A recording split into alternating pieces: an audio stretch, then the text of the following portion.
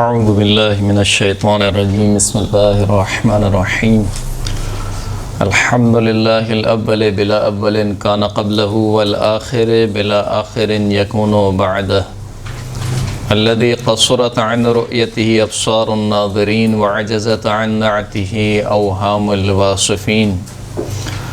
ثم الصلاة والسلام على اشرف الانبیاء والمرسلین وخاتم النبیین سیدنا ونبینا ومولانا ومولا الثقلین جد الحسن والحسین ابی القاسم محمد صلی اللہ علیہ محمد وعلى آلہ الطیبین الطاہرین المعصومین المنتجبین المنتخبین المیامین واللعنۃ الدائمۃ علی اعدائہم اجمعین اما بعد۔ ہماری گفتگو چل رہی تھی توضیح المسائل میں سے مسائل غسل جنابت کے بارے میں۔ کچھ غسل تھے جو انسان کے اوپر واجب ہو جاتے ہیں، 7 قسم کے غسل تھے جو انسان پر واجب ہوتے ہیں۔ ان میں سے پہلا غسل غسل جنابت کہ جس کے تفصیلی مسائل ہم نے بیان نہیں کیے تھے،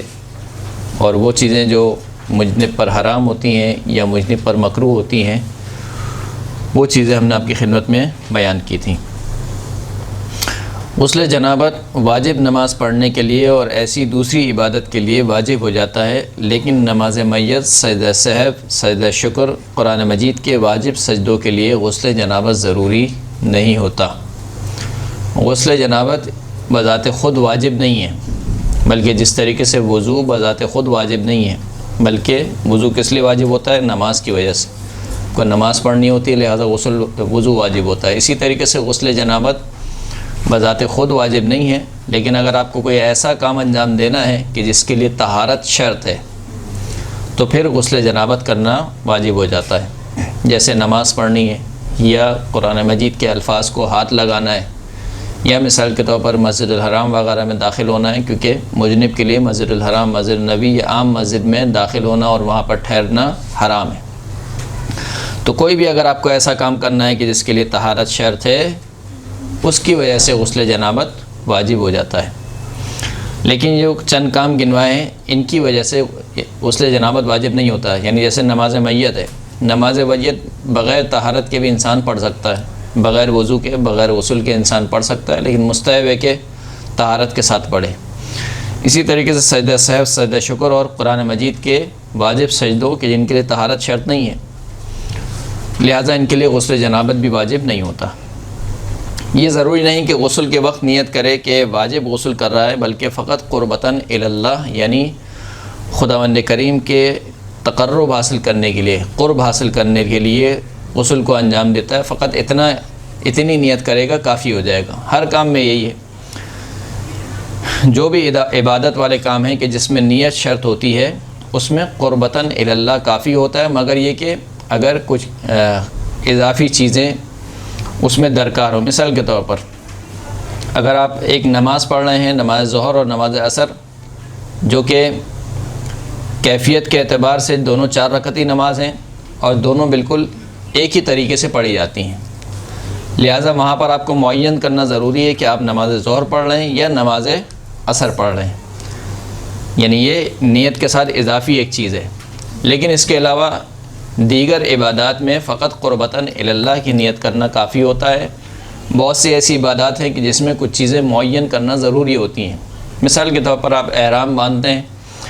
تو احرام میں آپ کو یہ معین کرنا ضروری ہے کہ آپ اپنا احرام پہن رہے ہیں، یعنی اپنی جانب سے جو عمرہ یا حج انجام دے رہے ہیں اس کا احرام پہن رہے ہیں، یا دوسرے کی جانب سے نیابتی آپ کوئی عمرہ انجام دے رہے ہیں یا نیابتی حج انجام دے رہے ہیں تو اس کی جانب سے آپ احرام باندھ رہے ہیں، تو یہ نیت کے وقت اس کا تعین کرنا ضروری ہوتا ہے۔ بہرحال قربتاً الی اللہ یعنی فقط آپ کا جو یہ عمل ہو، جو ارادہ آپ کا ہے، یہ ارادہ اس وجہ سے ہو کہ کیونکہ خداوند کریم نے مجھے حکم دیا ہے، اس کے حکم کی بجاوری کے لیے میں ایک کام انجام دے رہی ہوں، اتنی نیت کافی ہے۔ قربتاً الی اللہ کا کہنا کافی ہے، واجب کی نیت کرنا غسل میں ضروری نہیں ہے۔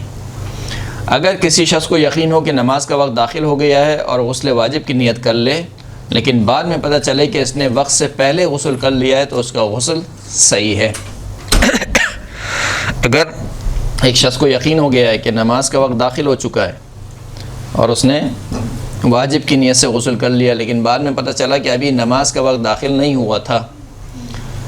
تب بھی اس کا غسل کیا ہے؟ صحیح ہے۔ غسل جنابت کو دو طریقے سے انجام دیا جا سکتا ہے، ایک ترتیبی ہے اور ایک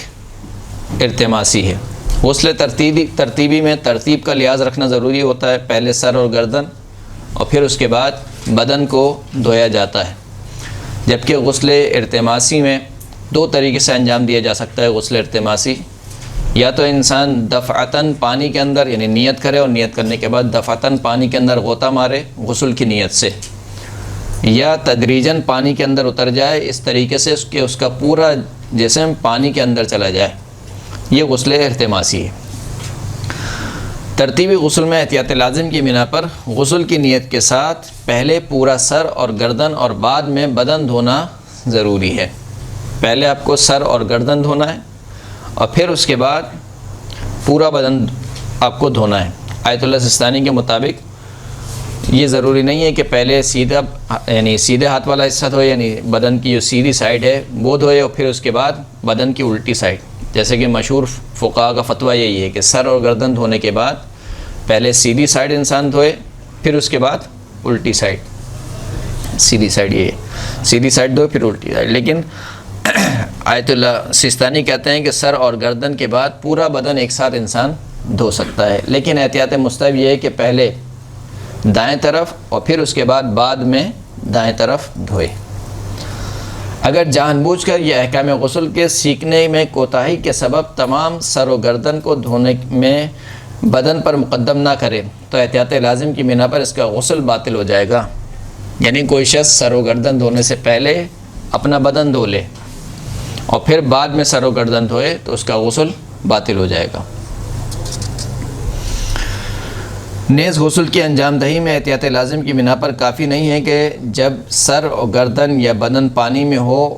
ان کو غسل کی نیت سے حرکت دے، بلکہ ضروری ہے کہ جس عضو کو دھونا چاہتا ہو اگر پانی میں ہو تو اس کو باہر لائے اور پھر غسل کی نیت سے دھوئے۔ یہ ایک عمومی فتویٰ ہے، اکثر مومنین شاید یہ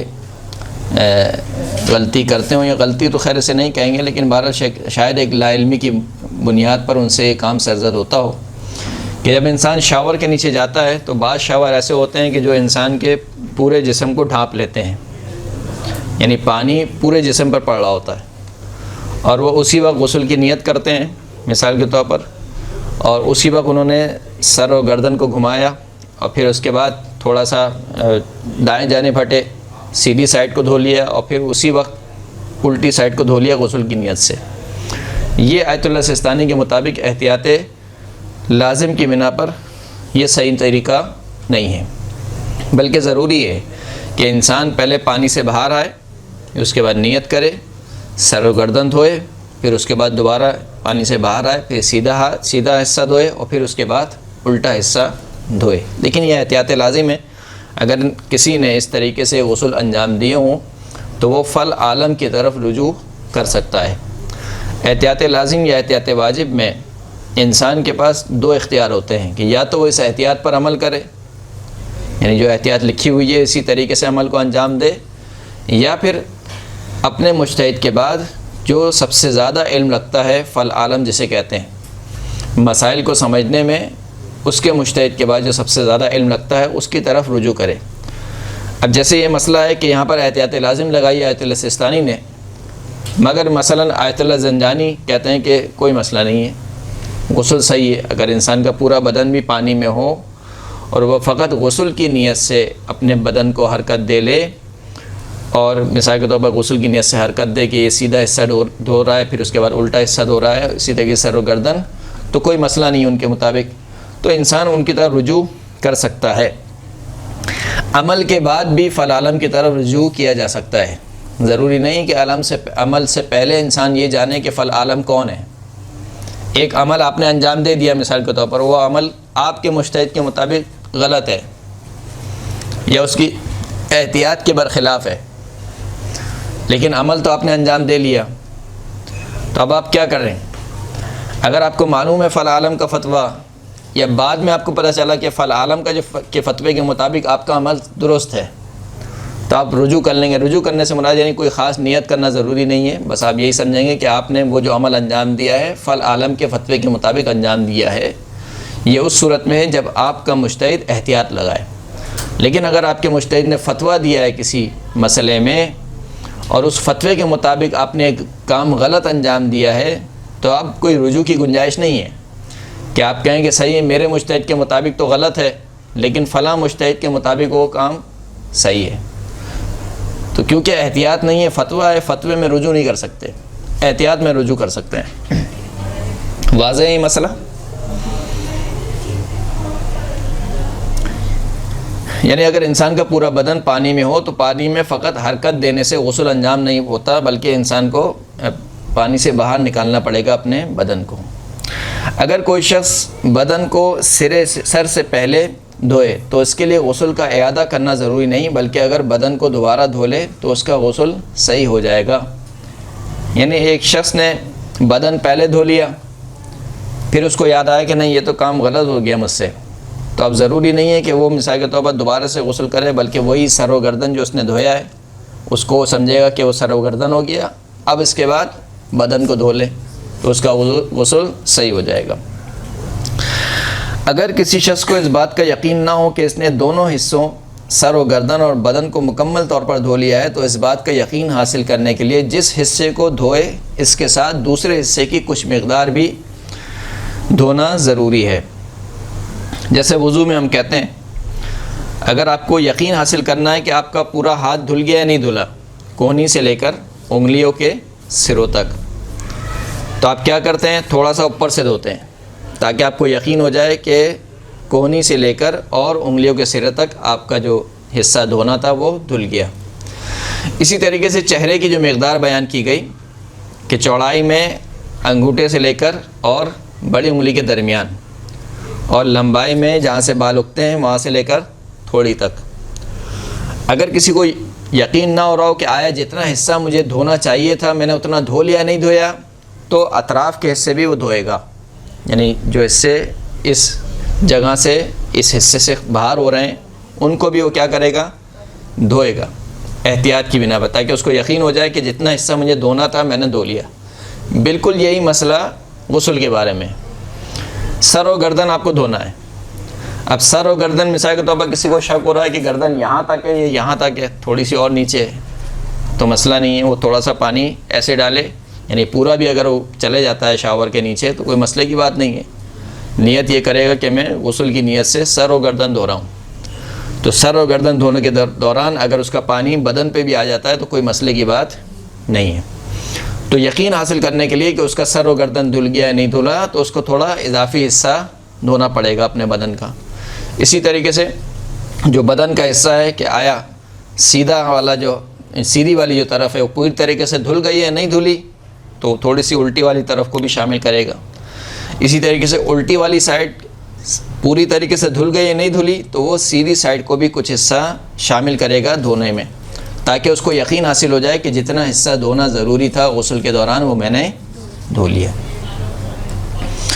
اگر کسی شخص کو غسل کے بعد پتہ چلے کہ بدن کا کچھ حصہ دھلنے سے رہ گیا ہے لیکن یہ علم نہ ہو کہ وہ کون سا حصہ ہے,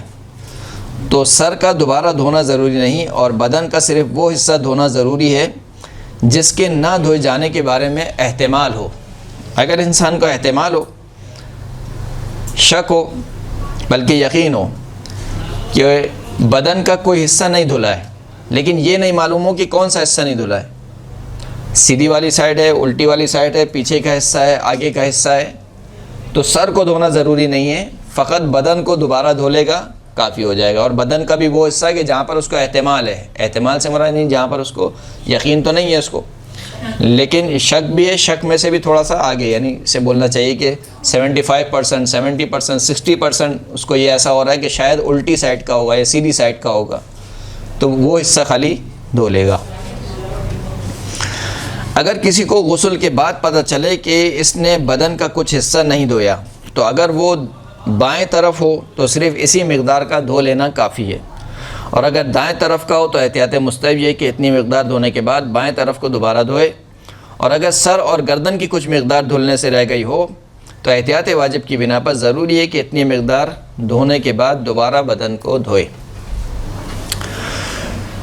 وضو اور غسل میں شرائط میں ایک جو فرق ہے وہ یہ ہے کہ وضو میں موالات شرط ہیں۔ موالات کا مطلب کیا ہے کہ تمام افعال پے در پے انجام دے، گیپ نہ ہو۔ ایسا نہ ہو کہ مثال کے طور پر اس نے چہرہ دھویا، پھر آدھے گھنٹے بعد اب سیدھا ہاتھ دھو رہا ہے، پھر اس کے آدھے گھنٹے بعد الٹا ہاتھ دھو رہا ہے، اس کا وضو باطل ہو جائے گا۔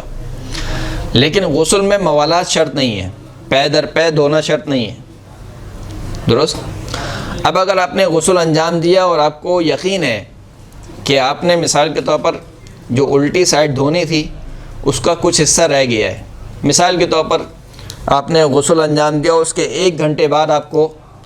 یہ یقین ہو گیا کہ آپ نے الٹی سائڈ کا کچھ حصہ نہیں دھویا، 1 گھنٹے بعد غسل آپ انجام دے چکی ہیں، اس کے 1 گھنٹے بعد آپ کو یقین ہو رہا ہے کہ آپ نے الٹی سائڈ کا کچھ حصہ نہیں دھویا، تو ایسی صورت میں پورا غسل کرنا ضروری نہیں ہے، فقط وہ حصہ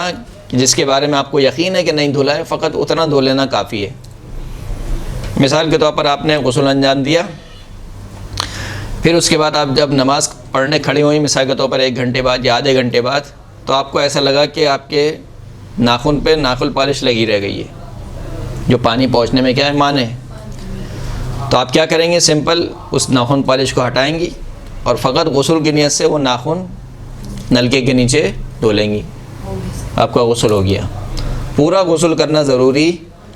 نہیں ہے۔ یہ الٹی سائڈ کی ہم نے مثال دی۔ اگر سیدھی سائڈ میں کوئی ایسا مسئلہ پیش آ جائے، یعنی آپ کو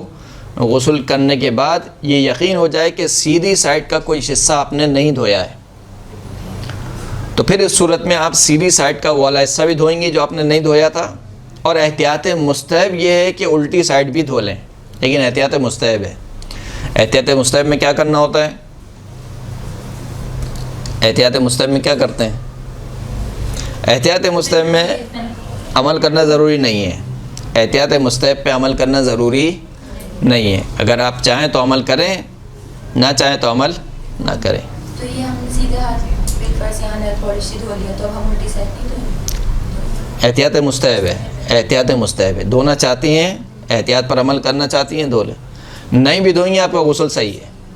صحیح ہے۔ لیکن اگر آپ کو سر اور گردن کے بارے میں یقین ہو جائے کہ مثال کے طور پر نہیں دھلا صحیح طریقے سے، یا غسل کرنے کے بعد مثال کے طور پر آپ کو ایسا لگے کہ یہاں پر چہرے پہ کوئی میک اپ رہ گیا ہے، یا کوئی بھی چیز آپ نے لگائی تھی مثال کے طور پر یہ پانی پہنچنے میں رکاوٹ ہے وہ لگی رہ گئی ہے، تو سر اور گردن کے بارے میں کہتے ہیں کہ سر اور گردن کو بھی دھوئے، اور پھر احتیاط واجب کی بنا پر پورا بدن بھی دھوئے گا، اس میں احتیاط واجب ہے، ہاں پوری ترتیب سے، یعنی ایک طریقے سے تقریباً پورا غسل ہی ہو جائے گا کہ وہ سر و گردن کا حصہ بھی دھوئے گا، اور احتیاط واجب کی بنا پر ضروری ہے کہ اتنی مقدار دھونے کے بعد دوبارہ بدن کو بھی دھوئے۔ واضح یہ والا مسئلہ؟ یہ غسل اور وضو کے دوران جیسے کہ دہی یا انگوٹھی وغیرہ جی ہاں، اگر اس کے نیچے پانی چلا جاتا ہے پہنے یعنی اتنی ڈھیلی ہے کہ آپ کو یقین ہے کہ اس کے نیچے پانی چلا جائے گا تو اتارنا ضروری نہیں ہے، لیکن آپ کو یقین ہے کہ یہ اتنی ٹائٹ ہے کہ اس کے نیچے پانی نہیں جائے گا تو وضو اور غسل دونوں کے لیے اس کو اتارنا پڑے گا، آپ کو ضروری ہے۔ سر وہ مہندی جو لگاتے ہیں جس کی چھکے وغیرہ تو غسل میں بھی جیسے وضو میں کرتے ہو غسل میں بھی ہوگا؟ جی جی وہی سارے وہی احکام ہیں، سارے وہی احکام ہیں۔ اگر مہندی ایسی لگائی بھی جو پرت والی ہے، جس کی پرت جم جاتی ہے، تو آپ کو مہندی چھٹانی پڑے گی، اگر وہ پانی پہنچنے میں رکاوٹ ہے، وہ پرت پانی پہنچنے میں اگر رکاوٹ ہو تو آپ کو مہندی چھٹانی پڑے گی، لیکن اگر مہندی کا صرف کلر ہے، رنگ ہے خالی، تو پھر اس کو چھٹانا ضروری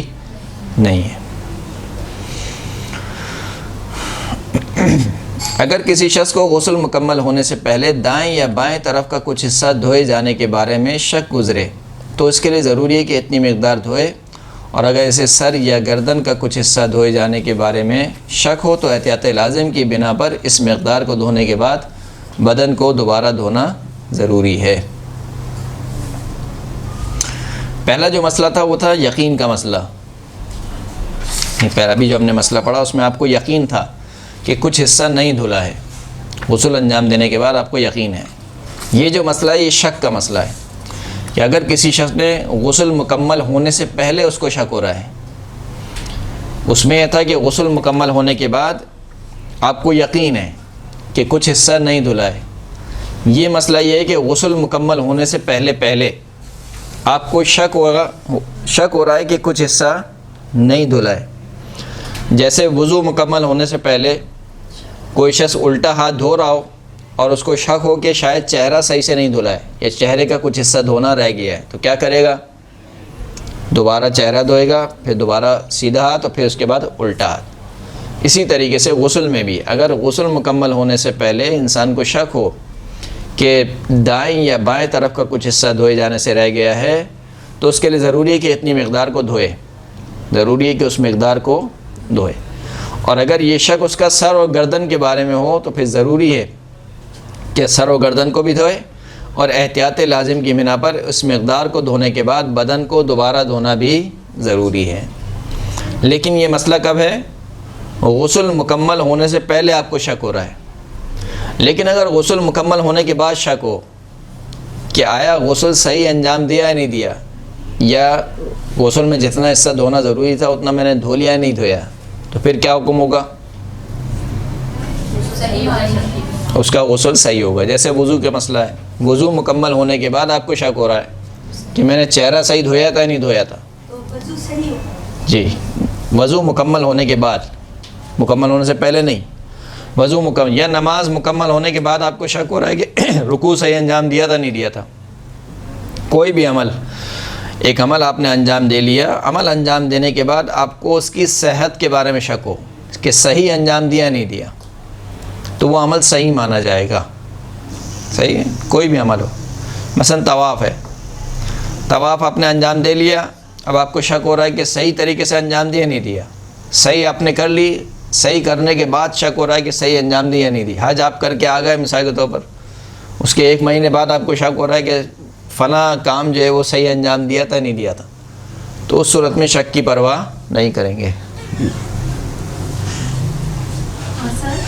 دو غسل کی نیت ایک ساتھ کر سکتے ہیں؟ جی کر سکتے ہیں. اور کبھی ایسا ہوتا ہے کہ ہم ایک غسل کر رہے ہوتے ہیں، ایک غسل بھول جاتے ہیں، تو اور کبھی ایسا بھی ہوتا ہے کہ ایک نیت ہم کر لیتے ہیں، دوسری نیت کرنا بھول جاتے ہیں، تو زبان سے مطلب اس کا اعتراف کرنا ضروری ہے؟ نہیں، زبان سے دہرانا ضروری نہیں ہے، فقط عمل کے وقت آپ جو ہے وہ متوجہ ہوں کہ میں یہ عمل انجام اس وجہ سے دے رہی ہوں. یعنی مثال کے طور پر جمعے کا دن خود غسل مستحب ہے، اور مثال کے طور پر کوئی اور غسل بھی واجب ہو گیا آپ کے اوپر، اب آپ چاہتی ہیں کہ ایک ہی غسل میں دونوں کی نیت کریں، تو اس عمل کو انجام دیتے وقت یہ جو آپ کا ارادہ ہے، یہ ارادہ آپ کا یہ ہو کہ یہ جو میں نے غسل انجام دیا ہے 2 غسل کی نیت سے انجام دیا ہے، کافی ہے. زبان سے کہنا، یہ زبان سے دہرانا ضروری نہیں ہے. یہاں پر یہ مسئلہ ختم ہو گیا غسل ارتماسی، غسل ترتیبی کا. ارتماسی غسل 2 طریقے سے انجام دیا جا سکتا ہے، ایک ہے دفعی اور ایک ہے تدریجی. دفعی کا مطلب ہوتا ہے یعنی ایک دفعہ، یعنی دفعتاً جسے ہم کہتے ہیں، اردو میں بھی استعمال ہوتا ہے. اور تدریجی یعنی آرام سے، پہلے ایک حصہ گیا پانی میں، پھر دوسرا حصہ گیا، پھر تیسرا حصہ گیا، اس طریقے سے پورا بدن جو ہے وہ پانی کے اندر چلا جائے. غسل ارتماسی دفعی میں ضروری ہے کہ ایک لمحے کے لیے پورا بدن پانی میں گھر جائے، لیکن غسل کرنے سے پہلے ایک شخص کے سارے بدن کا پانی سے باہر ہونا ضروری نہیں ہے، بلکہ اگر بدن کا کچھ حصہ پانی میں سے باہر ہو اور غسل کی نیت سے پانی میں غوطہ لگائے تو کافی ہوگا. یعنی مثال کے طور پر پہلے سے سوئمنگ پول میں موجود ہے اور اس کا آدھا بدن جو ہے وہ پانی میں ہے، اب اس کو یاد آیا کہ آج تو جمعے کا دن بھی ہے، تو کیوں نہ یعنی سب چیزیں موجود ہیں، پانی میں بھی موجود ہوں، تو میں غسل جمعہ انجام دے لیتا ہوں. نیت کرے، نیت کرنے کے بعد فوراً سے ڈبکی لگا لے پانی کے اندر، تو اس کا غسل جمعہ ہو جائے گا. ایک ڈبکی، ہاں ایک یا کوئی بھی اور غسل اس کو یاد آئے کہ مثال کے طور پر فلاں غسل انجام دینا تھا مجھے، اور میں اس وقت سوئمنگ پول میں ہوں یا کہیں پہ بھی ہوں، مثلا سمندر کے کنارے ہوں یا نہر کے کنارے ہے، تو وہ نیت کرے گا اور پانی میں ڈبکی لگا لے گا، اس کا غسل ہو جائے گا. غسل ارتماسی تدریجی، جی نہیں، پورا باہر آنا ضروری نہیں ہے، وہ پانی کے اندر کھڑا ہوا ہے، اس کی وقت ہی وہ ڈبکی لگا لے گا، کافی ہو جائے گا. غسل ارتماسی تدریجی میں ضروری ہے کہ غسل کی نیت سے عرفی اعتبار سے ایک ہی دفعہ میں بدن کو پانی میں ڈبوئے، اور اس غسل میں ضروری ہے کہ بدن کا پورا حصہ غسل کرنے سے پہلے پانی سے باہر ہو۔ دفعی میں پورا بدن باہر ہونا ضروری نہیں تھا، لیکن تدریجی میں کیا ضروری ہے کہ پورا بدن پانی سے باہر ہو پہلے، پھر اس کے بعد تدریجاً پانی کے اندر جائے غسل کی نیت سے۔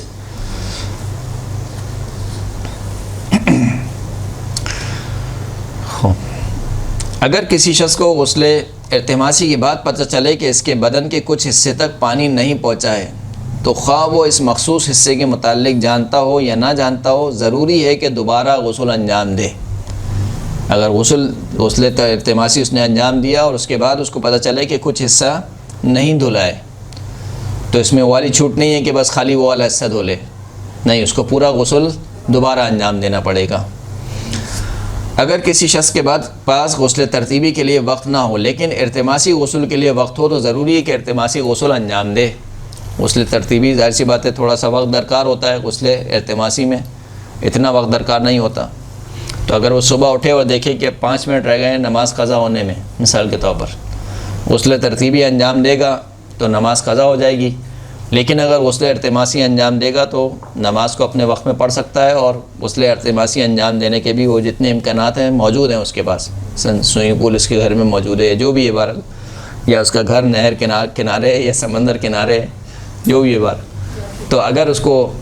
اتنا ٹائم مل جاتا ہو، غسل ارتماسی میں کم ٹائم لگتا ہو کہ جس میں وہ نماز پڑھ سکتا ہے، تو غسل ارتماسی انجام دے گا۔ اگر ایسا نہیں ہے تو پھر کیا کرے گا؟ تیمم کرے گا۔ اس سے ترتیبی کیوں کرے گا؟ پھر وہ تیمم کرے گا، اور تیمم کے ساتھ نماز کو وقت میں پڑھے گا، صحیح ہے۔ اگر اس کے پاس اتنا وقت نہ ہو کہ اگر غسل انجام دے تو نماز قضا ہو رہی ہو، تو پھر وہ تیمم کرے گا غسل کے بدلے، نہیں غسل ارتماسی بھی انجام نہیں دے سکتا ہے، اور غسل ترتیبی میں وقت زیادہ لگتا ہے، وقت کم ہونے کی صورت، ہاں وقت کم ہونے کی صورت میں، جی جی، تو وہ جو تیمم سے نماز پڑھی ہے وہ دوبارہ پڑھنی نہیں، دوبارہ پڑھنے کی ضرورت نہیں، کافی۔ البتہ غسل اس کو اگر غسل جنابت ہے تو دوبارہ غسل کرنا پڑے گا، یعنی وقت کے بعد۔ مثال کے طور پر مثال دیں کہ ہم ریگستانی علاقے میں کچھ میسر نہیں، صحیح، تو وہ ہم اس صورت میں کریں تیمم، نہیں ضروری نہیں ہے ریگستانی علاقے میں، مطلب دور دور پانی نہ ہو، میسر نہ ہو، نہیں پانی نہ ہو، مثال کے طور پر آج کل کراچی کی صورتحال ہے، نہ پانی ہے، نہ بجلی ہے، نہ گیس ہے، کچھ بھی نہیں ہے یہاں پہ، تو کراچی بھی ریگستان بن گیا ہے۔ تو پانی تو ہے ہی نہیں کسی جگہ۔ اگر پانی مہیا نہ ہو، وہ خیر تیمم ابھی چیپٹر آئے گا، اس کے پورے اسباب آئیں گے، ان میں سے ایک سبب یہ ہے کہ پانی مہیا نہ ہو، انسان کے پاس پانی مہیا نہ ہو، تو اس صورت میں بھی وہ تیمم کرے گا۔ اور تیمم کا ایک سبب یہ ہے کہ نماز کے لیے وقت تنگ ہو، یعنی پانی وغیرہ سب موجود ہے، لیکن اگر اس نے وضو کیا یا غسل کیا تو نماز قضا ہو جائے گی، یا نماز کا کچھ حصہ قضا ہو جائے گا، تو پھر اس کے لیے ضروری ہے کہ وضو کے بدلے یا غسل کے بدلے کیا کرے گا؟ تیمم کرے گا۔ اور سر جی کبھی ایسا بھی ہوتا ہے کہ دل نہیں مانتا کہ غسل کے بغیر کیسے؟ صحیح بات، نہیں، دل کو سائڈ میں رکھ دیں، ہم یہ شریعت پر عمل کریں، ہے نا۔ یہ شریعت جو ہے وہ دل کو نہیں مانتے۔ اطاعت جو ہے وہ اسی چیز کا نام ہے۔ اطاعت کا مطلب کیا ہے؟ جو حکم مولا ہو، حکم مولا کے آگے سر تسلیم خم۔ پچھلے درس میں بھی جیسے ہم نے کچھ مثالیں دی تھیں، کچھ لوگ کہتے ہیں نہیں میں کیسے تیمم کر لوں، تیمم یعنی میری 40 سال عمر ہو گئی ہے، میں نے ایک نماز تیمم کے ساتھ نہیں پڑھی،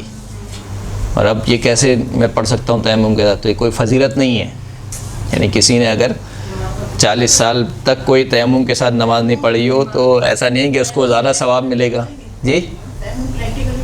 جی جی، آئے گا بھی، آگے چیپٹر آئے گا اس کو، صحیح۔ یہ کچھ دنوں بعد ہی شاید آنے والا ہے اس کا تیمم جو ہے وہ، انشاءاللہ یہ غسل کا چیپٹر ختم ہوگا، اس کے بعد جی غسل کے چیپٹر ختم ہونے کے بعد انشاءاللہ تیمم کی باری آ جائے گی۔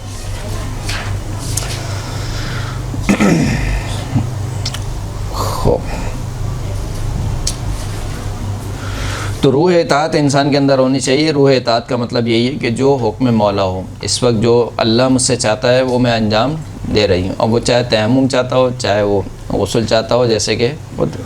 جناب سلمان کے لیے، جناب ابو ذر کسی اپنے صحابی کے لیے، شاید جناب ابو ذر کے لیے رسول خدا نے فرمایا تھا کہ التراب یکفیک 20 سنہ، یہ مٹی تمہارے لیے 20 سال تک کفایت کر سکتی ہے. یعنی بتانا یہ مقصود تھا کہ اگر تمہیں 20 سال تک بھی تیمم کے ساتھ نماز پڑھنی پڑے تو کوئی گھبرانے کی بات نہیں ہے، پڑھ سکتے ہیں.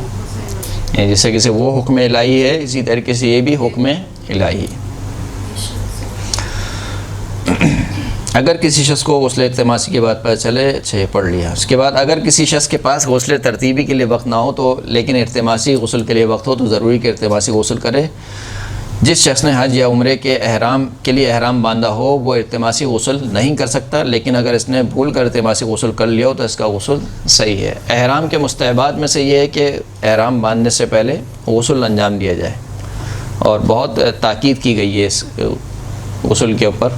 یہاں تک کہ یہ اتنا مستحب غسل ہے کہ اگر کوئی عورت اپنے مخصوص ایام میں ہو تو اس کو بھی کہا گیا کہ وہ یہ بھی غسل انجام دے، اس کو بھی اتنا ہی ثواب ملے گا. تو یہ والا جو غسل ہے احرام باندھنے کا غسل، یہ التماسی غسل نہیں ہو سکتا، یہ ہے اس کو ترتیبی غسل ہی انجام دینا پڑے گا. لیکن اگر کسی نے التماسی غسل انجام دے لیا ہو بھول سے اور پھر بعد میں پتہ چلے کہ نہیں یہ تو مجھے ترتیبی انجام دینا تھا، تو کوئی مسئلے کی بات نہیں ہے، اس کا غسل صحیح ہوگا. یہاں تک غسل کا طریقہ ختم ہوا. اس کے بعد غسل کے احکام. غسل التماسی یا غسل ترتیبی میں غسل سے پہلے سارے جسم کا پاک ہونا ضروری نہیں ہے. غسل التماسی یا غسل ترتیبی میں ضروری نہیں کہ انسان پہلے بدن کو پاک کرے، بلکہ اگر غسل کے دوران ہی وہ بدن پاک ہو جاتا ہے تو اسپیشلی پہلے پاک کرنا ضروری نہیں ہے، بلکہ آپ غسل کی نیت سے پانی ڈالیں، وہی پانی غسل کی نیت سے پانی بھی ہو جائے گا اور اسی پانی سے شمار ہو جائے گا کہ آپ کا بدن بھی کیا ہو گیا، پاک ہو گیا. اگر وہ ایسی نجاست سے نجس ہوا ہو جو ایک دفعہ پانی ڈالنے سے پاک ہو جاتی ہے، اگر 2 دفعہ پانی ڈالنے سے پاک ہوتی ہے تو پھر پہلے آپ کو اس کو پاک کرنا پڑے گا اور پھر اس کے بعد غسل انجام دینا پڑے گا. غسل التماسی غسل ترتیبی میں غسل سے پہلے سارے جسم کا پاک ہونا ضروری نہیں، بلکہ اگر پانی میں غوطہ لگانے یا غسل کے ارادے سے پانی بدن پر ڈالنے سے بدن پاک ہو جائے تو غسل صحیح ہوگا. البتہ یہ ضروری نہیں کہ جس پانی سے غسل کر رہا ہو وہ طہارت کی حالت سے البتہ یہ ضروری ہے کہ جس پانی سے غسل کر رہا ہو وہ طہارت کی حالت سے خارج نہ ہو جائے. مثلا کر پانی سے انسان غسل کر رہا ہے، اگر قلیل پانی سے کرے گا تو کیا ہوگا؟ مثال کے طور پر آپ نے بدن کا ایک حصہ دھویا، قلیل پانی کا جو غسالہ ہوتا ہے وہ نجس ہوتا ہے. قلیل پانی سے جب آپ دھوتے ہیں کسی چیز کو تو جو پانی نیچے نکل رہا ہوتا ہے جس کو ہم غسالہ کہتے ہیں، یہ پانی نجس ہوتا ہے. تو اگر آپ نے بدن کا کوئی حصہ دھویا قلیل پانی سے، آپ غسل کر رہے ہیں قلیل پانی سے اور اس کا جو نچوڑ ہے وہ جا رہا ہے دوسری طرف، تو پانی حالت طہارت سے کیا ہو رہا ہے؟ خارج ہو رہا ہے. جبکہ کر پانی میں ایسا نہیں ہے. کر پانی کا جو غسالہ ہوتا ہے وہ پاک ہوتا ہے، وہ نجس نہیں ہوتا. اگر اس میں نجاست کے ذرات نہ ہوں تو وہ نجس نہیں ہوتا. اگر کوئی شخص حرام سے جنب ہوا ہو اور گرم پانی سے غسل کر لے تو اگرچہ اسے پسینے بھی آ جائیں تب بھی اس کا غسل صحیح ہوگا. ایک جو عام مسئلہ عمومی لوگ پوچھتے بھی ہیں کہ اگر کوئی شخص مجنب شخص کا جو پسینہ ہے اس پسینے کے بارے میں کیا حکم ہے؟ وہ پسینہ پاک ہے، چاہے وہ حرام سے مجنب ہوا ہو چاہے وہ حلال سے مجنب ہو، یعنی چاہے اس نے کوئی ایسا کام کیا ہو جو شریعت میں حلال کام ہے اس کی وجہ سے وہ مجنب ہوا ہو تب بھی اس کا پسینہ پاک ہے. اور اگر خدا نخواستہ نعوذ باللہ کسی سے کوئی ایسا کام سرزد ہوا ہے جو کہ شریعت کی نگاہ میں حرام ہے اور اس حرام کام کی وجہ سے وہ مجنب ہوا ہے تب بھی اس کا پسینہ کیا ہے؟ پاک ہے. لہٰذا اگر کوئی ایسا شخص جو حرام سے مجنب ہوا ہے اور وہ چلے جائے غسل کرنے اور گرم پانی سے غسل کر رہا ہو، مثال کے طور پر اس کا پسینہ آ جائے تو اس کا غسل کیا ہے؟ صحیح. اب یہ مسئلہ جو ہے وہ خاص طور پر خواتین کے لیے، بلکہ نہیں وہ والا مسئلہ بھی آئے گا. غسل میں بال برابر بدن بھی اگر اندھلا رہ جائے تو غسل باطل ہو جاتا ہے. ایک بال کے برابر بھی آپ کا بدن دھلنے سے رہ جائے، جس طریقے سے وضو میں، اگر وضو میں جن چیزوں کو دھونا ہے، جن حصوں کو دھونا ہے، اگر ذرہ برابر بھی وہ دھونے سے رہ جائیں تو وضو باطل ہے، اسی طریقے سے غسل بھی باطل ہے. لیکن کان اور ناک کے اندرونی حصوں کا اور ہر اس چیز کا دھونا جو باطن شمار ہوتی ہو واجب نہیں ہے. کان کا اندرونی حصہ اور ناک کا اندرونی حصہ یہ دھونا ضروری نہیں ہے،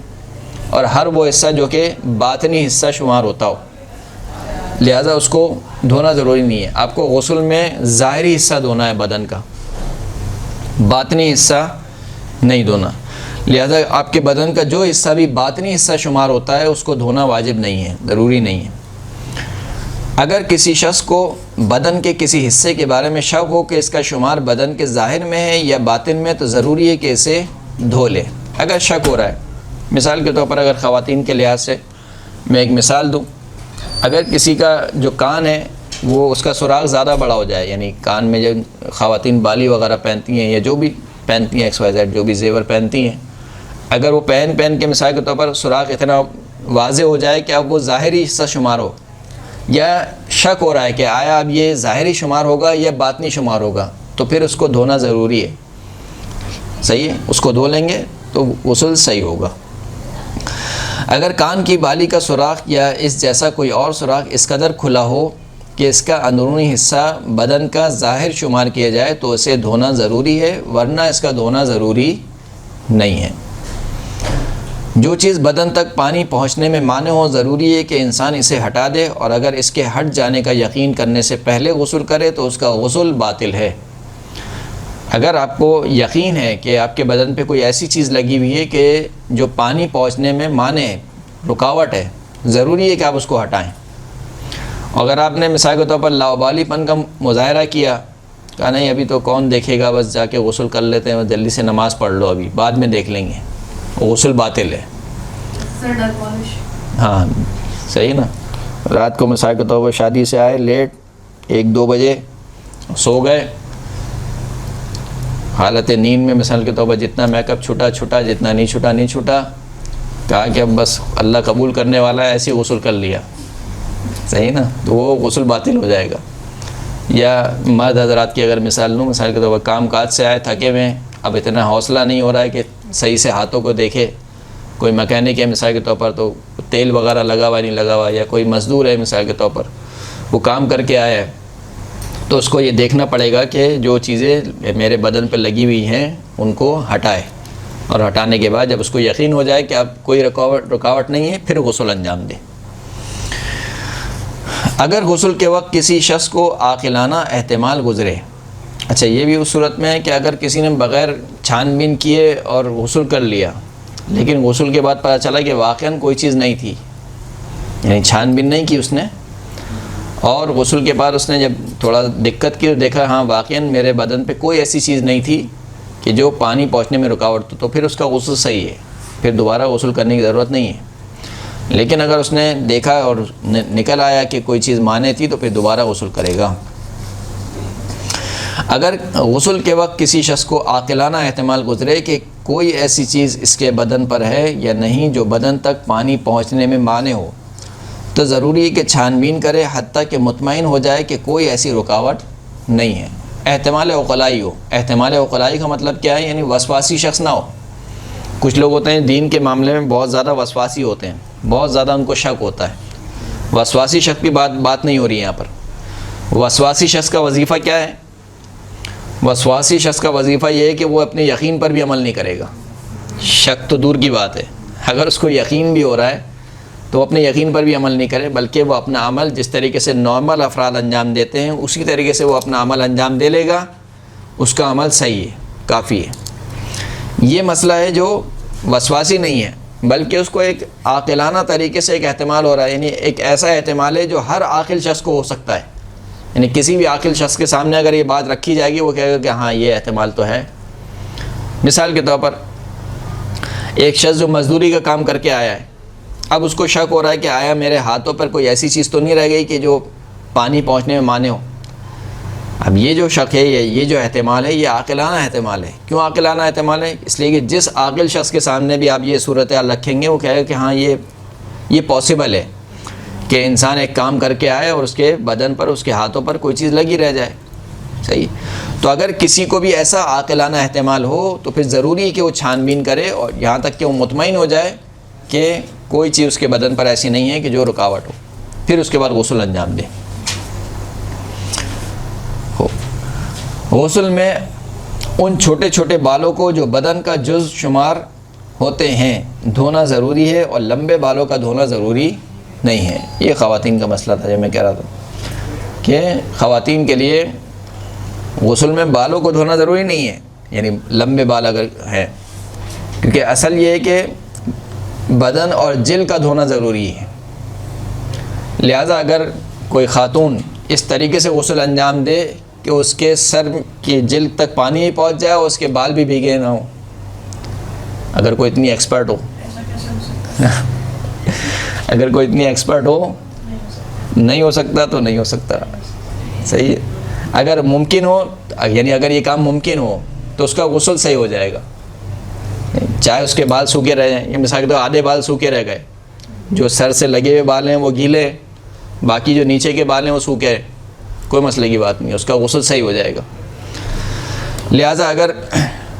کیا ہو،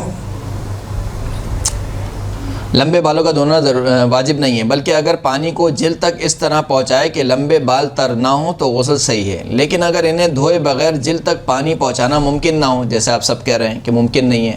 اگر ان کو دھوئے بغیر ممکن نہ ہو تو انہیں بھی دھونا ضروری ہے، تو پھر بالوں کو بھی دھونا ضروری ہے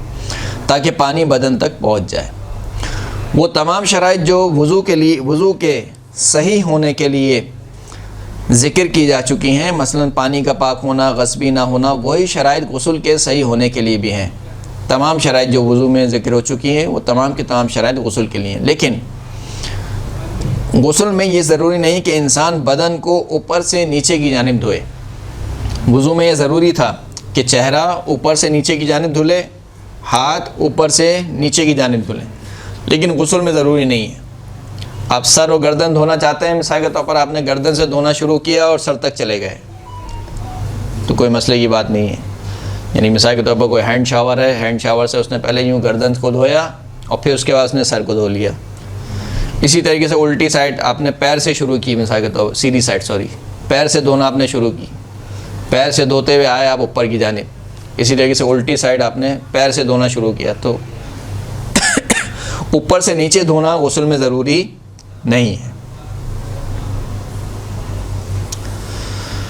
لیکن غسل میں یہ ضروری نہیں کہ انسان بدن کو اوپر سے نیچے کی جانب دھوئے۔ علاوہ ازیں غسل ترتیبی میں یہ ضروری نہیں کہ سر اور گردن دھونے کے بعد فوراً بدن کو دھوئے۔ لہٰذا اگر سر اور گردن دھونے کے بعد توقف کرے اور کچھ وقت گزرنے کے بعد بدن کو دھوئے تو کافی ہے، تو کوئی حرج نہیں، بلکہ ضروری نہیں کہ سر اور گردن میں تمام بدن کو ایک ساتھ دھوئے۔ بس اگر مثال کے طور پر سر دھویا ہو اور کچھ دیر بعد گردن دھوئے تو جائز ہے، صحیح، جیسے کہ ہم نے پہلے ہی بیان کر دیا تھا کہ غسل میں موالات شرط نہیں ہے، پے در پے انجام دینا یہ شرط نہیں ہے۔ لہذا اپنے سر و گردن کو دھویا، اس کے بعد آپ کو یاد آیا کہ چولہے پہ دودھ چڑھا ہوا ہے مثال کے طور پر، اس کو نہیں دیکھیں گے تو کوئی نہیں ہے گھر میں، وہ ابل جائے گا، تو سر و گردن کو دھونے کے بعد آپ چلے گئے کچن میں، پھر دودھ ابل گیا، سب ہو گیا، اتنے میں آپ کا سر و گردن بھی خشک ہو گیا، کوئی مسئلے کی بات نہیں ہے۔ آ کے دوبارہ آپ کو کیا دھونا ہے؟ اپنے بدن دھونا ہے۔ اسی طریقے سے اگر آپ نے سیدھی طرف والی سائڈ دھو لی ہے، الٹی سائڈ باقی ہے، تو کچھ دیر بعد بھی آپ الٹی سائڈ دھو سکتی ہیں۔ لیکن جو شخص، اچھا یہ تو عام نارمل مسئلہ تھا، لیکن وہ شخص کے جس کو خدا نخواستہ پیشاب کے قطرے نہ رکتے ہوں، جس کو، یا خدا نخواستہ جس کا فضلہ جو ہے وہ نہ رک سکتا ہو اور اس کو بہت کم ٹائم ملتا ہو نماز کے لیے کہ جس میں وہ طہارت کے ساتھ پوری نماز پڑھ سکتا ہو، تو پھر اس کے لیے ضروری ہے کہ وہ تاخیر نہیں کر سکتا، پھر وہ جلدی سے غسل کو انجام دے گا اور اپنی نماز طہارت کے ساتھ پڑھ لے گا۔ مثال کے طور پر ایک ایسا شخص ہے کہ جس کو دن میں آدھا گھنٹہ ایسا ملتا ہے کہ جس میں اس کو پیشاب کے قطرے نہیں آتے، یا خدا نخواستہ اس کو جو ری ہے، معدے کی جو ہوا ہے وہ خارج نہیں ہوتی ہے، آدھا گھنٹہ اس کو ایسا وقت ملتا ہے، تو پھر ایسے شخص کے لیے یہ فیسلٹیز نہیں ہے کہ وہ آدھے گھنٹے بعد مثال کے طور پر سر و گردن دھونے کے بعد پھر آدھے گھنٹے کے بعد پھر دوسرے حصے دھوئے، نہیں، وہ فوراً سے سر و گردن دھوئے، اس کے بعد بدن دھوئے، غسل انجام دے اور پھر اس کے بعد نماز اپنی پڑھے طہارت کے ساتھ۔ اور سر اگر کبھی ایسا ہو جیسے آپ نے ایگزامپل دی کہ دودھ بوائل ہو رہا تھا اور ہم چلے گئے اور ہم نے جو اپنا ہاف پورشن تھا وہ پھر بعد میں دھونا تھا، لیکن ہمیں یاد نہیں رہا اور ہم نے نماز پڑھ لی، تو پھر نماز باطل ہے۔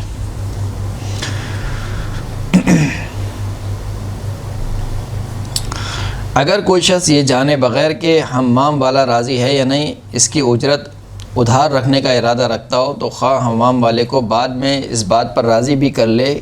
اس کا غسل باطل ہو جائے گا۔ اب یہ مسئلہ خیر مطلع بے نہیں ہے آج کل کے لیے، لیکن پرانے زمانے میں حمام ہوتے تھے، گھروں میں نہانے کا کوئی سسٹم نہیں ہوتا تھا، اجتماعی حمام ہوتے تھے، لیڈیز کا الگ جینٹس کا الگ۔ ان حمام میں جا کے وہ شخص بیٹھا ہوا ہوتا تھا دروازے کے باہر، یا اس کا غلہ رکھا ہوتا تھا، شخص پیسے ڈال کے جاتے تھے اور جو ہے وہ حمام میں جا کے جو بھی اپنی نہانا ہوتا تھا یا غسل کرنا ہوتا تھا وہ غسل کر کے آ جاتے تھے۔ آج کل خیر یہ مسئلہ نہیں ہے، سب کے گھر میں اپنا شخصی حمام موجود ہے، لیکن اگر بالفرض کوئی ایسا حمام ہے، ایسی جگہ انسان جا رہا ہے کہ جہاں پر گھروں میں حمام نہیں ہے اور ایک اجتماعی حمام کا سلسلہ ہے، تو پھر اس صورت میں اگر کوئی شخص پہلے سے اس کی نیت یہ ہو کہ میں اس کے پیسے بعد میں دوں گا، پہلے سے نیت ہے، یعنی بغیر اس کے کہ پہلے اس کو راضی کرے حمام والے کو، پہلے سے یہ نیت کر لے کہ میں اس کے پیسے ابھی نہیں دوں گا، بعد میں دوں گا، تو پھر اس کا غسل باطل ہو جائے گا۔ اسی طریقے سے اگر پہلے سے نیت کر لے کہ میں تو اس کے پیسے دینے ہی نہیں ہیں مجھے، یعنی غسل کرنے جا رہا ہے، وہ پہلے سے نیت کرے کہ نہیں اس کو میں پیسے نہیں دوں گا، یہ پہلے سے نیت کرے کہ اس کو وہ والے پیسے دوں گا جو فلاں جگہ سے چرائے میں نے مثال کے طور پر، تب بھی اس کا غسل جو ہے وہ باطل ہو جائے گا۔ لیکن اگر کہے کہ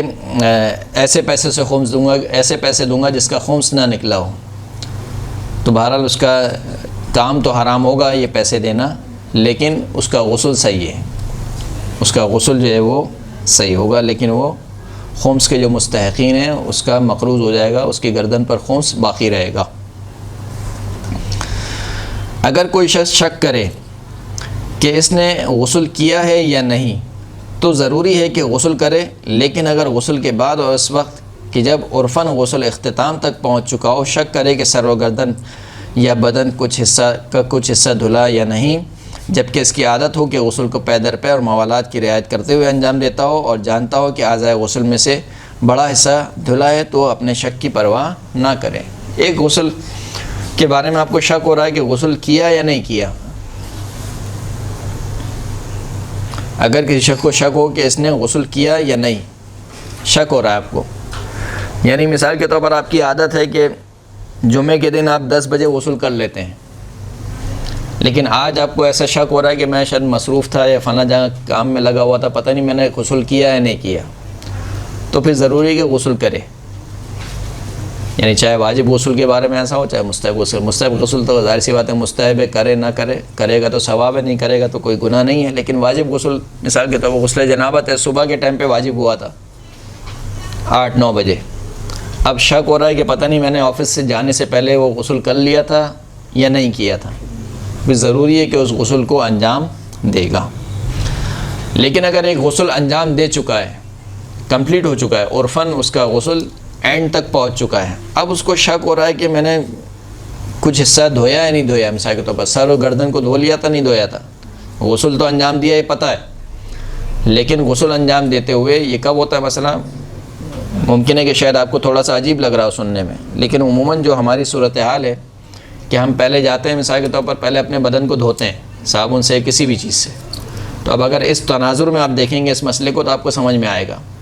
کہ آپ نے اپنے بدن کو صابن وغیرہ سے دھو لیا ہے، بدن آپ کا گیلا ہے، اس کے بعد آپ نے غسل کی نیت کی اور پھر سر و گردن کو دھویا اور پھر اس کے بعد آپ نے سیدھا جو آپ کی سائڈ والی دھو لی، اب بدن تو آپ کا پورا گیلا ہے کیونکہ آپ پہلے دھو چکے ہیں، اور پھر اس کے بعد جلدی سے آپ نے کہا کہ جانا ہے، بس ٹاول سے آپ نے پوچھا اور نکل گئے باہر، اب آپ کو شک ہو رہا ہے کہ میں نے الٹا جو سائڈ تھی وہ دھوئی تھی یا نہیں دھوئی تھی، یا سر و گردن کو میں نے صحیح طریقے سے دھویا تھا نہیں دھویا تھا، یا سیدھے حصے کو میں نے صحیح طریقے سے دھویا تھا یا نہیں دھویا تھا، تو پھر اپنے شک کی پرواہ نہیں کرے گا اس صورت میں کہ جب آپ کی عمومی عادت یہ ہوتی ہو کہ آپ غسل کو پے در پے انجام دینے والے ہوں، یعنی آپ ان سست لوگوں میں سے نہ ہوں کہ جو پہلے سر و گردن کو دھوتے ہیں، پھر 15 منٹ بعد سیدھی حصے کو دھوتے ہیں، پھر اس کے آدھے گھنٹے بعد الٹے حصے کو دھوتے ہیں، اگر ایسا غسل آپ انجام نہیں دیتے عموماً، بلکہ آپ کی عادت یہ ہے کہ آپ پے در پے دھوتے ہیں، موالات کے ساتھ دھوتے ہیں، تو پھر آپ اپنے شک کی پرواہ نہیں کریں گے، آپ کا غسل صحیح ہوگا۔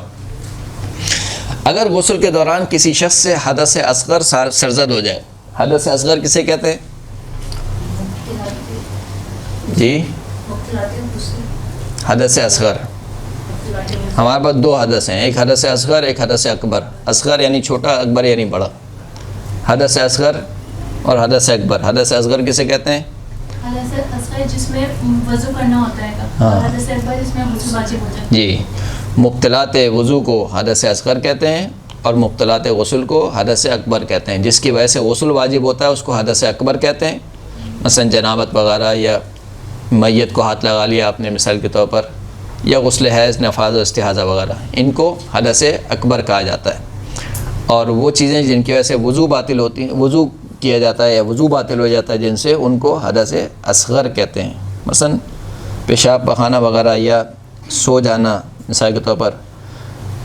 یا بے ہوشی کے عالم میں چلے جانا. صحیح، جو بھی مبتلات وضو آپ نے پڑھے ہیں وہ سب کے سب حدث اصغر ہیں. اگر غسل کے دوران کسی شخص سے حدث اصغر سرزد ہو جائے، مثلا پیشاب کر دے،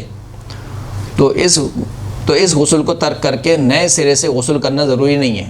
یعنی ایک شخص نے آدھا غسل انجام دیا اور اب اس کو ایسا محسوس ہو رہا ہے کہ مجھے پیشاب کر لینا چاہیے، اس نے پیشاب کر لیا، تو اب ضروری نہیں کہ دوبارہ نئے سرے سے شروع کرے، دوبارہ سر و گردن دھوئے، دوبارہ سیدھا حصہ پھر الٹا حصہ، بلکہ جہاں سے اس نے چھوڑا تھا وہیں سے کنٹینیو کرے گا، بلکہ وہ اپنے اس غسل کو مکمل کر سکتا ہے. البتہ اس صورت میں احتیاط لازم کی بنا پر وضو کرنا بھی ضروری ہوگا. پھر فقط یہ غسل کافی نہیں ہوگا، غسل کے بعد آپ کو نماز کے لیے وضو کرنا بھی کیا ہے؟ ضروری ہے. نماز کے بعد نماز کے لیے وضو کرنا ضروری ہوگا. لیکن اگر وہ شخص غسل ترتیبی سے غسل ارتماسی کی طرف یا غسل ارتماسی سے غسل ترتیبی کی طرف پلٹ جائے تو پھر وضو کرنا ضروری نہیں ہے. یعنی آدھا غسل اس نے انجام دیا اور اس کے بعد مثال کے طور پر پیشاب کی حاجت اسے پیش ہوئی، اس نے پیشاب کر لیا، اب اس کے بعد اس نے کہا کہ اب سوئمنگ پول میں چھلانگ مار دیتا ہوں غسل ارتماسی کی نیت سے. غسل ارتماسی کی نیت سے اس نے سوئمنگ پول میں چھلانگ مار دی، اس کا غسل ارتماسی ہو گیا. اب اس کے بعد وضو کرنا ضروری نہیں ہے. اگر وقت کی تنگی کی وجہ سے مکلف شخص کا فریضہ تیمم ہو، لیکن اس خیال سے کہ غسل اور نماز کے لیے اس کے پاس وقت ہے، غسل کرے، تو اگر اس نے غسل قصد قربت سے کیا ہو تو اس کا غسل صحیح ہے، اگرچہ اس نے نماز پڑھنے کے لیے غسل کیا ہو. ایک شخص کے جو صبح اٹھا، در حقیقت اس کا وظیفہ یہ تھا، اس کا فریضہ یہ تھا کہ تیمم کے ساتھ نماز پڑھے، کیونکہ نماز کا وقت تنگ ہے. لیکن اس نے یہ خیال کیا کہ ابھی نماز کا وقت کافی ہے، وہ غسل کے ساتھ نماز پڑھ سکتا ہے. جب وہ غسل کر کے باہر آیا تو دیکھا نماز تو اس کی کیا ہو گئی ہے؟ قضا ہو گئی ہے. اب آیا اس غسل کے ساتھ وہ نماز پڑھ سکتا ہے یا نہیں پڑھ سکتا ہے؟ کہ در حقیقت اس کا وظیفہ کیا تھا؟ تیمم تھا، اس کو تیمم کر کے نماز پڑھنی چاہیے تھی. لیکن اس نے کہا کہ نہیں، ابھی میرے پاس وقت موجود ہے، لہذا اس نے غسل کر لیا. اب جب غسل کر کے باہر آیا تو دیکھا کہ نماز قضا ہو چکی ہے. تو اب یہ جو غسل کیا ہے یہ غسل صحیح ہوگا یا غلط ہوگا؟ کیونکہ اس نے قصد قربت سے غسل انجام دیا ہے، لہذا اس کا غسل صحیح ہوگا. قصد قربت کیا ہے؟ قصد قربت کا مطلب یہ ہوتا ہے کہ وہ کام انجام دینا کہ جو بندے کو اپنے مولا سے قریب کرے. آسان لفظوں میں جو حکم مولا اس کو انجام دے، حکم مولا کی انجام دہی کے لیے عمل کو انجام دے. اب حکم مولا تو تیمم تھا، شارع کی نگاہ میں کیا تھا؟ اس کو تیمم کے ساتھ نماز پڑھنی تھی، لیکن اس کو معلوم نہیں تھا. یعنی اس نے خیال یہ کیا کہ ابھی وقت موجود ہے. اس کی نگاہ میں اس کا وظیفہ کیا بن رہا تھا؟ غسل. اس کی نگاہ میں یہ سمجھ رہا تھا کہ وقت کافی ہے. اس کی نگاہ میں اس کا فریضہ کیا بن رہا تھا؟ غسل. جبکہ در حقیقت اس کا فریضہ کیا تھا؟ تیمم. لیکن کیونکہ اس نے قصد قربت کے ساتھ غسل انجام دیا ہے، لہذا اس کا غسل صحیح کہلائے گا، دوبارہ غسل کرنے کی ضرورت نہیں ہے. جو شخص جنب ہو، اگر وہ نماز پڑھنے کے بعد شک کرے کہ اس نے غسل کیا یا نہیں، تو جو نمازیں وہ پڑھ چکا ہے وہ صحیح، لیکن بعد کی نمازوں کے لیے غسل کرنا ضروری ہوگا. وضو کی طرح کا مسئلہ ہے کہ اگر کسی شخص کو نماز پڑھنے کے بعد شک ہو گیا وضو کیا تھا نہیں کیا تھا، جو نماز پڑھ چکا ہے وہ صحیح ہے، اگلی نمازوں کے لیے کیا کرنا ہوگا؟ وضو کرنا ہوگا. اسی طریقے سے غسل ہے، نماز پڑھنے کے بعد شک ہو رہا ہے کہ غسل انجام دیا تھا یا نہیں دیا تھا، جو نماز پڑھ چکا ہے وہ نماز صحیح ہے. آنے والی نمازوں کے لیے کیا کرنا ہوگا؟ غسل کرنا ہوگا. لیکن بعد کی نمازوں کے لیے غسل کرنا ضروری ہے، اور اگر نماز کے بعد اس سے حدث اصغر صادر ہوا ہو تو لازم ہے کہ وضو بھی کرے، یعنی نماز کے بعد اس نے ایسا کام انجام دیا ہے کہ جو وضو کو باطل کر دیتا ہے، مثلا واش روم چلا گیا، پیشاب کیا، جو بھی فضلہ وغیرہ کیا، قضاء حاجت کی، تو پھر اس کے لیے ضروری ہے کہ غسل بھی کرے اور غسل کے بعد وضو بھی کرے۔ خالی غسل کافی نہیں ہوگا، غسل بھی کرے گا، غسل کے بعد وضو بھی کرے گا، اور پھر وضو کے ساتھ اگلی نمازیں پڑھے گا۔ اور اگر وقت ہو تو احتیاط لازم کی بنا پر جو نماز پڑھ چکا ہے اسے دوبارہ پڑھے۔ اگر نماز کا وقت ابھی باقی ہے، ایک نماز مثلا ظہرین کی نماز ادا کی، اب شک ہو رہا ہے کہ غسل کیا تھا نہیں کیا تھا، تو کیونکہ ابھی وقت باقی ہے، مثلا 12 بجے یا 1 بجے یا 2 بجے اس کو شک ہو رہا ہے کہ اس نے غسل کیا تھا نہیں کیا تھا، تو کیونکہ نماز کا وقت ابھی باقی ہے لہذا احتیاط لازم کی بنا پر غسل کرے، یہ والی نمازیں بھی دوبارہ پڑھے گا۔ ظہرین کی نماز اس نے پڑھ لی، یہ نمازیں بھی دوبارہ پڑھے گا۔ لیکن اگر وقت گزر جانے کے بعد شک ہو تو پھر یہ والی نمازیں پڑھنا ضروری نہیں ہے، یعنی مغرب کے وقت اس کو شک ہو رہا ہے کہ میں نے غسل کیا تھا نہیں کیا تھا، تو اب اس کو ظہرین دوبارہ پڑھنا ضروری نہیں ہے۔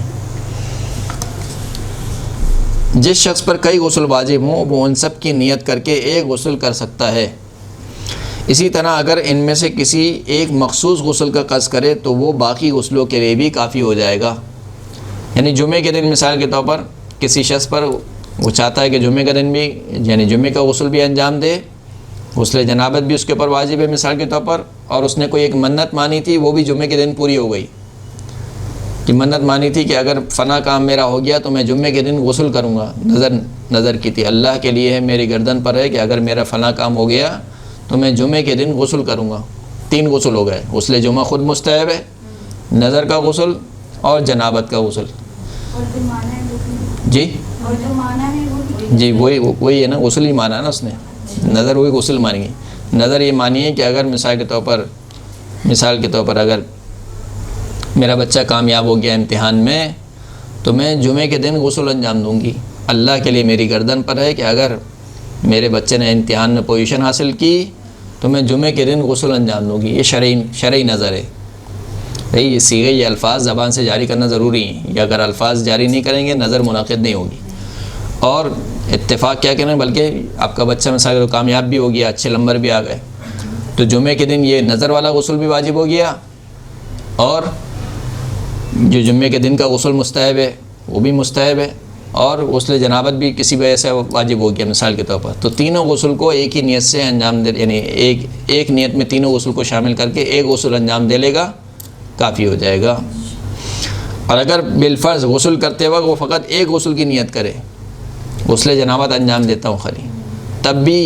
ایک غسل ان تینوں غسل سے کفایت کرے گا، الگ سے 3 غسل انجام دینے ضروری نہیں ہے، یہی ایک غسل کافی ہوگا۔ اگر بدن کے کسی حصے پر قرآن مجید کی آیت یا اللہ تعالیٰ کا نام لکھا ہو تو غسل کو ترتیبی طریقے سے انجام دینے کے لیے دینے کی صورت میں ضروری ہے کہ پانی اپنے بدن پر اس طرح پہنچائے کہ اس کا ہاتھ ان تحریروں کو نہ لگے۔ اگر بدن پہ کسی نے قرآن کی آیت لکھوائی بھی ہے یا اللہ کا نام لکھوایا ہوا ہے بدن کے اوپر، تو پھر غسل انجام دیتے وقت اپنے ہاتھ کے کسی حصے کو ان آیات کے اوپر یا اللہ کے نام کو مس نہیں کر سکتا ہے، اس طریقے سے پانی پہنچائے گا کہ اپنا ہاتھ مس نہ کریں ان آیات الہی پر یا اللہ کے نام پر۔ وضو کرتے وقت آیت قرآنی بلکہ احتیاط واجب کی بنا پر اللہ تعالیٰ کے ناموں کے لیے بھی یہی حکم ہے، وضو کرنے میں بھی یہی حکم ہے۔ اگر کسی نے مثال کے طور پر فرض کیجیے ہاتھ کے اوپر یہاں پر کوئی آیت لکھوائی بھی ہے یا اللہ کا نام یہاں پر لکھوایا ہوا ہے، جب وہ وضو انجام دے رہا ہے تو وہ اس طریقے سے ہاتھ نہیں پھیرے گا بلکہ پانی پہنچائے گا، مثلا نلکے کے نیچے اپنا ہاتھ کر دے گا، پانی یہاں تک پہنچ جائے، پھر اس کے بعد یہاں سے دھو لے گا، کافی ہو جائے گا، ہاتھ مس نہیں کرے گا قرآن کی آیت سے یا اللہ کے نام سے۔ جس شخص نے غسل جنابت کیا ہو ضروری ہے کہ نماز کے لیے وضو نہ کرے بلکہ غسل استحاضہ متوسطہ کے سوا تمام واجب غسلوں اور مسئلہ نمبر 634 میں بیان کردہ تمام مستحب غسل کے بعد نماز پڑھ سکتا ہے، اگرچہ احتیاط مستحب یہ ہے کہ وضو بھی کرے۔ غسل جنابت کے بعد ضروری ہے کہ وضو انجام نہ دے۔ ضروری ہے کا مطلب کیا ہے؟ یعنی آپ کو انجام نہیں دینا ہے غسل جنابت کے بعد۔ لیکن غسل جنابت کے علاوہ جو دوسرے غسل ہیں، مثلا غسل حیض ہے، غسل نفاس ہے مثال کے طور پر، یا غسل جمعہ ہے، ایسا مستحب غسل کہ جس کا استحباب آیت اللہ سستانی کی نگاہ میں ثابت ہے، ان غسل کے بعد آپ اسی غسل سے ایسے کام انجام دے سکتے ہیں کہ جن میں طہارت شرط ہے، الگ سے وضو کرنا ضروری نہیں ہے، لیکن اگر کر لے تو کوئی مسئلہ نہیں ہے، احتیاط مستحب بلکہ ہے کہ آپ کریں، لیکن غسل جنابت کے بعد ضروری ہے کہ وضو نہ کیا جائے۔ صلوات پڑھیں محمد و آل محمد۔